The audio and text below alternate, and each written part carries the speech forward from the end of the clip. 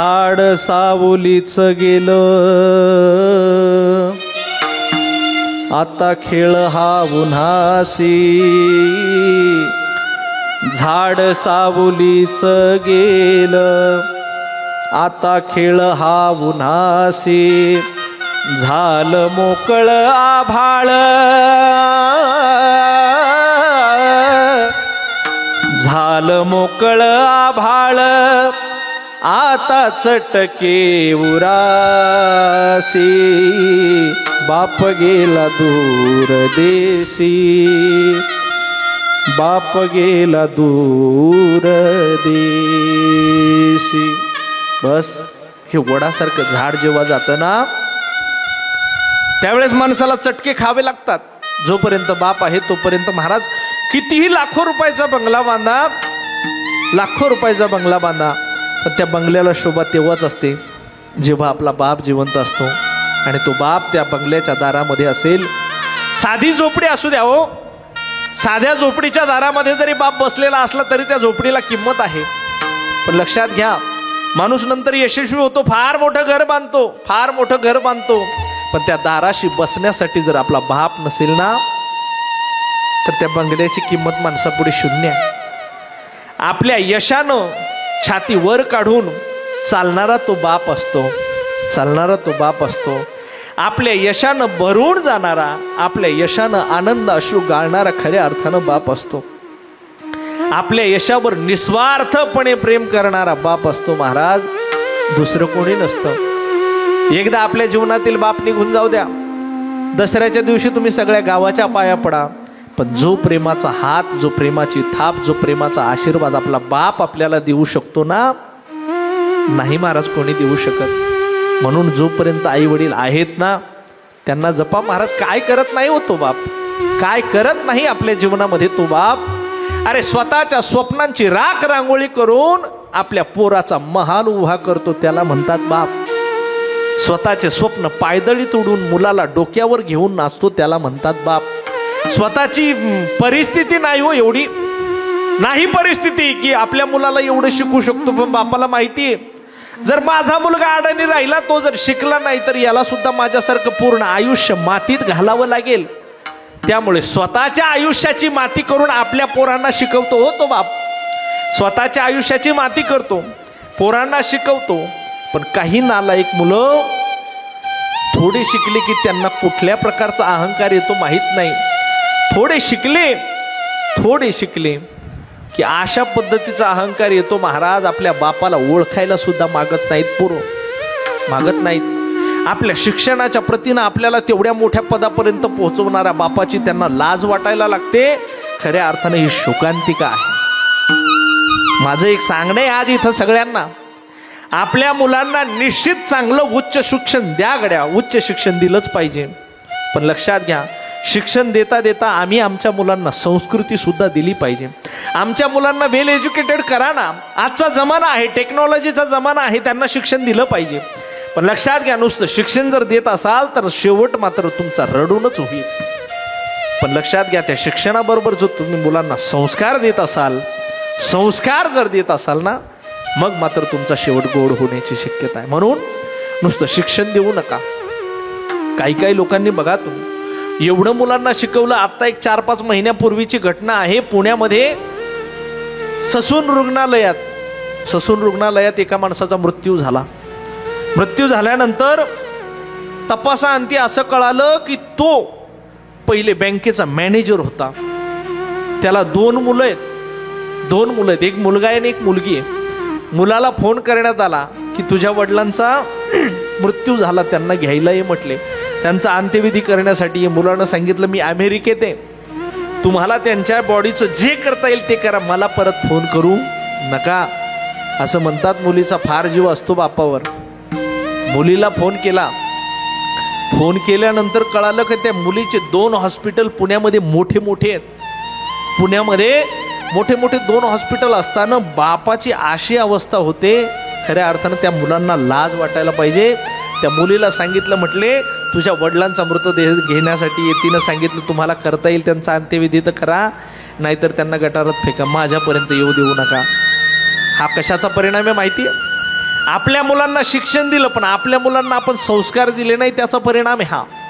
म्हणून आपल्या मुलांना नुसतं शिक्षण देऊ नका, आपल्या मुलांना संस्कार द्या महाराज. त्या बापाला आयुष्यभर खस्ता खातो नव्हतो बाप.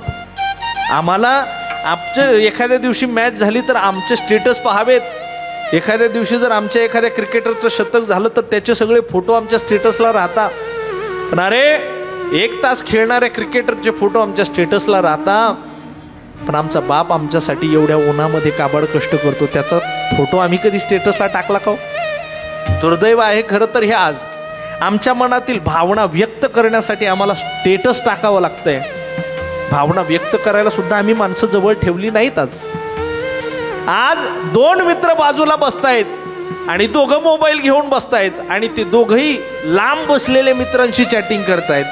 अरे लांब बसलेला आहे तो तर लांबच आहे, पण तुम्ही जवळ आहात ना, तुम्ही तर जवळ आहात ना, तुम्ही दोघं बोला. मोबाईलनं सगळी माणसं लांब केली महाराज. कुटुंबामध्ये जर चांगलं जगायचं असेल, बसलेल्या सगळ्यांसाठी मी एक सूचना करेल, विनंती करेल. कुटुंब जर चांगलं ठेवायचं असेल ना, संध्याकाळचं जेवण सगळ्या कुटुंबानं एकत्र करावं आणि मोबाईल बाजूला ठेवून करावं. नाहीतर मग बसलेत फक्त एकत्र, मोबाईल जर हातामध्ये करून जर तुम्ही जेवण करत असाल, सूत्र जुळणार नाही. जुन्या काळामध्ये भावाभावांमध्ये प्रेम होतं, याचं कारण असं होतं भावाभावांमध्ये संवाद होता. जुन्या काळामध्ये कुटुंबात प्रेम होतं, याचं कारण असं होतं कुटुंबात संवाद होता. आज आमच्या कुटुंबातून संवाद नाहीसा झाला का? कारण की ज्याच्या त्याच्या हातामध्ये मोबाईल आहे, ज्याला त्याला मोबाईलवरच पाहायचं आहे, त्याच्यामुळं संवाद राहिला नाही. आणि परिणामी संवाद नसल्यामुळे घरामध्ये मतभेद वाढले आणि मतभेद वाढल्यामुळं एका कुटुंबाचे 4 कुटुंब झाले. म्हणून विनंती असेल, संवाद साधा गड्या, नात्यांमध्ये संवाद साधा. काय करत नाही तो बाप. बापाच्या जीवनामध्ये एकदा मुलगी जन्माला आली तेव्हापासून तो बाप जो जगतो ना, त्या मुलीसाठी जगत असतो महाराज. तेव्हापासून बाप काटकसर करतो, त्याला एक मुलगा असू द्या, एक मुलगी असू द्या. आपल्या मुलाची एखादी इच्छा तो अपूर्ण ठेवतो, पण मुलीची एकही इच्छा अपूर्ण ठेवत नाही का? बाप गरीब आहे, गरीब आहे बाप. बापानं एक दप्तर आणलं, शहराच्या गावी जाऊन दप्तर आणलं आणि मुलीच्या हातात दिलं. पोरगा रडायला लागला.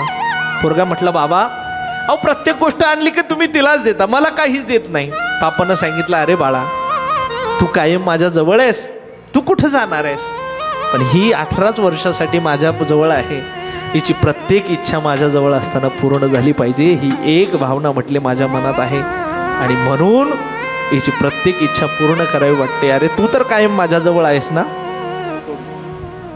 तू तर कायम माझ्या जवळ आहेस म्हटले. मग ती मुलगी महाराज, बापाच्या जीवनामधील सगळ्यात वाईट प्रसंग जर कोणते असतील तर 2 आहेत. पहिला, आपल्या पोटचा गोळा असून ज्या वेळेस मुलगा करता होतो आणि तो मुलगा जेव्हा आपल्याशी बोलत नाही, तो दिवस बापाच्या जीवनातला सगळ्यात वाईट क्षण असतो. आणि दुसरा, ज्या वेळेस आपली मुलगी वाटे लावतो त्यावेळेस. मुलगी वाटे लावणं हा प्रसंग बापाच्या जीवनातील खऱ्या अर्थानं सगळ्यात वाईट प्रसंग आहे. जो बाप कधीच कुणासमोर झुकलेला नाही, जो बाप कधीच कुणासमोर वाकलेला नाही, जो बाप कधीच कुणासमोर रडलेला नाही, त्या दिवशी मात्र एखाद्या ढेकळावर पाणी पडल्यानंतर ढेकूळ जसं विरघळतं त्या पद्धतीनं बाप विरघळलेला असतो. जो भेटेल त्याच्यासमोर हात जोडत असतो, जो भेटेल त्याच्यासमोर नतमस्तक होत असेल. गरिबाची भाजी भाकरी गोड करून घ्या, काही कमी जास्त असेल तर माफ करा, समजून घ्या. अरे जो बाप पहाडासारखा उभा होता तो बाप आज सगळ्यांसमोर झुकतोय महाराज. याचं कारण एकच आहे, बापाची इच्छा एवढीच असते की माझी मुलगी सुखात राहावी. शेवटचा क्षण येतो ज्या वेळेस मुलगी सगळ्यांची गळा भेट घेते, सगळ्यांकडे जाते, सगळ्यांची गळा भेट घेते, पण बाप तिला दिसत नाही समोर, बाप नाही दिसत समोर. आणि मग बाप दिसला नाही म्हणून ती मुलगी विचारते, आई बाबा कुठे गेले? कोणीतरी जातं धावत धावत बापाला धरून आणतं. बापाला धरून आणल्यानंतर ती जेव्हा बापाला पाहते ना महाराज, बापाला पाहिल्यानंतर ती मुलगी हळूहळू आपल्या बापाकडे जात नाही हो, धावत धावत जाते, बापाच्या गळ्याला मिठी मारते, हंबरडा फोडते, बाबा मी गेल्यानंतर तुमचं कसं होईल, अशी भावना व्यक्त करते. बापही ढसाढसा रडतो. शेवटी बाप जड अंतकरणाने मुलीला गाडीत बसवतो. आता मात्र बाप मुलीच्या बाजूने जात नाही. बाप बाजू बदलतो, जावयाच्या बाजूने जातो. अरे मुलाच्या वयाचा आहे तो, तरी सुद्धा त्याच्यासमोर हात जोडतो. जावय बापू, तळ हाताच्या फोडाप्रमाणे वागवलं हो, जीवनात कधी कष्ट होऊ दिलं नाही तिला. जर तिच्याकडनं काही चूक झाली तर ती चूक पदरात घ्या. तिच्याकडनं जर काही चुकलं तर ती चूक तिची नसून तिच्या बापाची आहे असं समजून माझ्या मुलीला माफ करा म्हटले. अरे ज्या बापानं कधीच आपलं मस्तक कुणासमोर झुकवलं नाही, आज तो बाप आपल्या मुलीसाठी एका लहान, आपल्यापेक्षा वयानं लहान असणाऱ्या मुलापुढं हात जोडून उभा आहे. याचं कारण एकच आहे, त्या बापानं आपल्या मुलीवर केलेलं प्रेम आहे. विदाईचा प्रसंग आहे. बाप आयुष्यात रडतो तेव्हाच महाराज, ज्यावेळेस मुलीची विदाई होते. दाटून कंठ येतो ओठात येई गाणे, जा आपुल्या घरी तू जा लाडके सुखाने, दाटून कंठ येतो. हातात बाळ पोथी ओठात बाळबाशा, रमलो तुझ्या सवे मी गिरवीत श्री गणेशा, धनात्मजा दुजाचे जाचे तयास देने, परक्या परी आता मी, परक्या परी आता मी, मागे फिरून येणे, दाटून कंठ येतो. बाप तेव्हाच रडतो. जो बाप आयुष्यात कधी कुणापुढे झुकत नाही, आपल्या मुलांसाठी बापाची इच्छा बघा कशी असते. आपली आई आपल्या मुलाला कडेवर उचलून घेते आणि मग चालते. आईचा दृष्टिकोन असा असतो, जे मला दिसतंय ते माझ्या मुलाला दिसायला पाहिजे. म्हणून पायी चालणारं पोरग आई कड्यावर उचलून घेते, पण बाप मुलाला कधी कड्यावर घेत नाही महाराज. बाप मुलाला खांद्यावर घेतो आणि तेव्हापासून शिकवतो, अरे जे मला पाहायला भेटलं नाही ते माझ्या मुलाला पाहायला भेटावं, हा दृष्टिकोन त्या बापाचा असतो. जे स्वप्न मी पाहिले होते, मी करू शकलो नाही माझी परिस्थिती असल्यामुळं, पण ते माझ्या मुलानं पूर्ण करावं ही अपेक्षा करणारा खऱ्या अर्थानं बाप असतो. जोपर्यंत बाप आहे ना, जोपर्यंत बाप आहे तोपर्यंत त्या बापाला सांभाळा, तोपर्यंत त्या बापाला सांभाळा. जेव्हा डोंगरा आड गेलेला सूर्य पुन्हा पुन्हा दिसतो, पण माती आड गेलेला बाप पुन्हा दिसणार नाही महाराज. कौन सी है वो चीज जो यहाँ नहीं मिलती, अरे सब कुछ मिलता है पर माँ बाप नहीं मिलती, लक्षात ठेवा.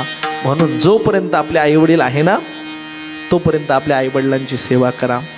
माझ्या डोळ्यातलं आसव कुणी मायेनं पुसताना, माझ्या डोळ्यातलं आसव कुणी मायेनं पुसताना, उरी हुंद का दाटतो या गोष्ट बापाची सांगताना. त्याच्या फाटक्या सदऱ्याला किती ठिगळ जोडलेली, उभ्या आयुष्याला त्याने कशी कातर लावलेली. मला कसं होत या बाप लोकाचा बघताना, उरी हुंद का दाटतो या गोष्ट बापाची सांगताना. माझ्या इवल्या मुखात भरविला त्याने घास, त्याच्या परम कष्टाने आज शोभतो सुखात. अरे भाऊंनी जर कष्ट केले नसते तर आमचा राजाराम भाऊ आज एवढ्या थाटामाटात नसता गड्या. त्यांनी आयुष्यभर खस्ता खाल्ल्या म्हणून तर एवढ्या थाटामाटात आज होतोय ना. म्हणून लक्षात घ्या, त्यानं बघितलं सपन पाला उसाचा काढताना, उरी हुंदा का दाटतो या गोष्ट बापाची सांगताना. म्हणून जोपर्यंत आहे तोपर्यंत बापाला जपा. एकदा गेला किती जरी छाती बडवली ना तरी तो बाप परत येणार नाही. आणि खरं सांगू, बापाची किंमत ही गेल्यानंतरच कळते. त्याच्या अगोदर आम्हाला असं वाटतं बाप म्हणजे निव्वळ निर्दय असतो. पण लक्षात घ्या, बापाला ते पात्र तसं रंगवावं लागतं. याचं कारण असं आहे, याचं कारण जर काय असेल, माझ्या मुलाला चांगली शिस्त लागावी, माझा मुलगा चांगला व्हावा, माझी मुलगी चांगली व्हावी, याकरता त्याला तसं वागावं लागतं. पण खऱ्या अर्थानं बाप तसा नसतो. म्हणून जोपर्यंत बाप आहे तोपर्यंत त्याला सांभाळा, जपा. एवढीच एक विनंती करतो.